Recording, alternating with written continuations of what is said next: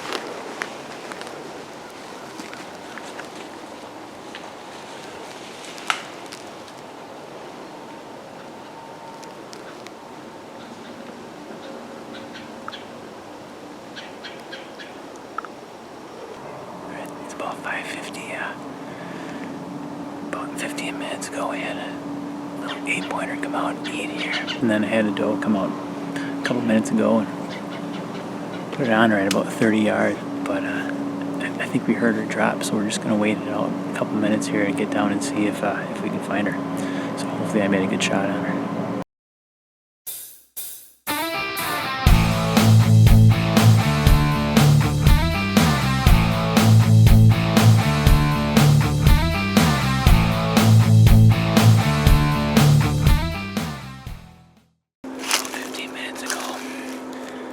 Walking along this edge here, but I thought we heard her run up this little knob here and hopefully drop.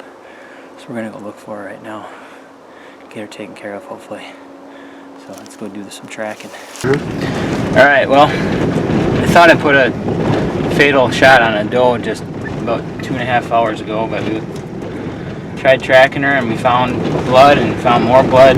I'm sick about it, but it happens to the best of us, and it's not going to stop me from hunting. I obviously want to make an ethical shot, but it just didn't happen tonight, and that's just the way it is. Thanks for tuning in to Wild Within Range. I'm Sean Moretti. And I'm Brandon Stoker. And we're just going to talk about this October hunt that you just watched.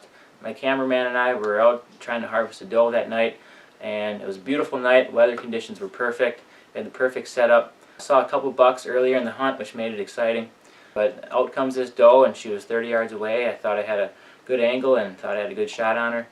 Drew back and shot her, and it looked like, looking back at the tape, that I hit her too far forward. And we did do some tracking on the doe, and we tracked for probably about 3.5 hours. We got down to being able to barely find any sign at all of wounding this animal. And we found some hair, and we found some blood trail again, but we just got to the point where we had nothing.